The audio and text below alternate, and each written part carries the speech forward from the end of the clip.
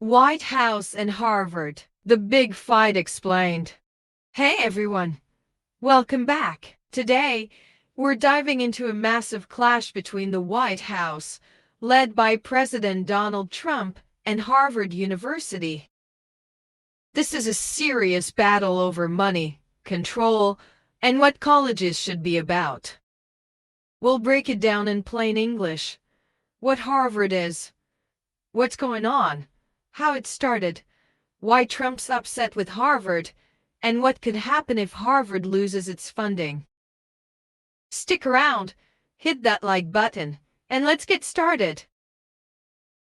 What is Harvard University? Let's start with Harvard. Harvard University, in Cambridge, Massachusetts, is one of the oldest and most famous colleges in the world. Founded in 1636, it's been around for nearly 400 years. It's known for top-notch education, groundbreaking research, and producing famous people, like presidents such as John Kennedy, tech leaders like Bill Gates, and even actors like Natalie Portman. Harvard's huge, with over 20,000 students, including undergrads, grad students, and international students from over 100 countries, who make up more than 20% of the campus. It's got a massive bank account, a $53.2 billion endowment, one of the largest for any school. That's like a savings account that pays for scholarships, research, and operations. Harvard's also a research giant, working on things like curing diseases and inventing new technology. It's a global leader, and when Harvard's in the spotlight, it's a big deal. What do you know about Harvard? Drop it in the comments. How this all began.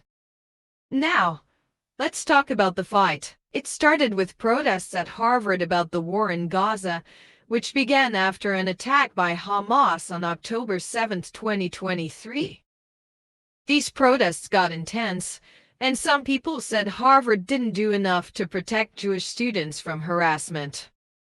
When Trump became president again in January 2025, he set up a task force to investigate 10 colleges, including Harvard, for not handling anti-Semitism properly.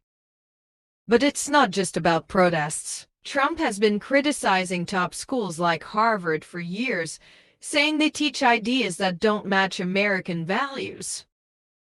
He wants to change how colleges work by getting rid of programs that support diversity, tightening rules on protests, and making sure schools only pick students and hire people based on their skills. Harvard, with its big reputation and massive savings, is a prime target for him to make a point. What's happening now? Things got really heated in April 2025. On April 11th, the White House sent Harvard a letter saying, if you want to keep your $2.2 billion for projects and $1 billion for health research, you have to follow our rules. These rules were strict: stop diversity programs, ban masks at protests, only hire and admit people based on skills, check if classes include different viewpoints, share info about international students who break rules, and work with police. They basically wanted to control everything Harvard does. Harvard's president, Ellen Garber, said, "No way," on April 14th. He responded that these demands threaten Harvard's freedom to teach and choose its students. He said no government should tell a private college how to operate. That same day, the White House froze $2.2 billion in funding and a $60 million contract. They also threatened to cut another $1 billion and stop Harvard from accepting international students, who make up over 20% of the school. Trump kept pushing, posting online that Harvard's a joke and teaches hate and stupidity. He even said Harvard should pay taxes like a business, not a school. The government cut another $2.7 million and asked for student records. Harvard fought back on April 21st, filing a lawsuit against the White House. They said the government's breaking free speech and fairness laws. Over 200 college leaders from schools like Princeton and Columbia backed Harvard, saying the government's going too far. What's your take on this? Let me know in the comments. Why Trump's mad at Harvard? So, why is Trump so upset with Harvard? Here's the rundown. Jewish students. He says Harvard didn't protect Jewish students from harassment during protests, which breaks rules about treating everyone fairly. Teaching ideas. Trump thinks Harvard pushes too many liberal ideas and doesn't allow other opinions. Diversity programs. He wants Harvard to end programs that help people from different backgrounds, saying they're unfair. Ignoring rules. Trump believes Harvard acts like it's above the law and shouldn't get government money if it doesn't follow the rules. Trump's been vocal, calling out Harvard's leader Alan Garber and saying the school's not what it used to be. He's hitting them hard by targeting their funding. Who do you think is right? Drop your thoughts below. What happens if Harvard loses funding? Now, let's talk about what this funding freeze means. The $2.2 billion cut is already causing trouble, and it could get worse. Right now, important projects are stopped, like research on new ways to fight diseases or help injured soldiers. Harvard's got that $53.2 billion in savings, but most of it can only be used for specific things, like helping students pay for school. So, they're being careful and have stopped hiring new people. International students are a big deal. They pay full tuition, which helps keep Harvard running. If they can't come, it's a huge financial hit. The Harvard community is stepping up. Some donated $1 million in one day, and teachers offered to take pay cuts, but there's worry about losing jobs or accepting fewer students.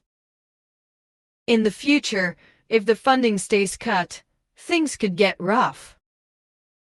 Fewer discoveries. Harvard might have to cut teachers, staff, and students. That means fewer big ideas, like new medicines or technology, which help the whole country. Economic problems. Harvard creates jobs and brings money to places like Boston. Without funding, those jobs could disappear. College freedom. Harvard's fighting to keep the government from controlling what it teaches. If they lose, other schools could face the same problem. Falling behind. If Harvard can't bring in international students or do major projects, it won't be as strong. That could hurt America's lead in science and technology. What's the biggest issue you see here? Comment below. Why this matters. This fight between the White House and Harvard isn't just about one school. It started with protests but turned into a battle over who controls colleges, what they teach, and how they operate. Harvard's suing to protect its freedom, and tons of other schools are supporting them. But the funding freeze is already hurting research is on hold, and people are worried about what's next. If this continues, it could affect new discoveries, jobs, and even America's place in the world. This story's still unfolding, and it's a big deal. So, what do you think? Should the government have a say in how colleges run, or should Harvard decide for itself? Hit the comments, like this video, and subscribe to stay in the loop. We'll catch you in the next one. Thanks for listening.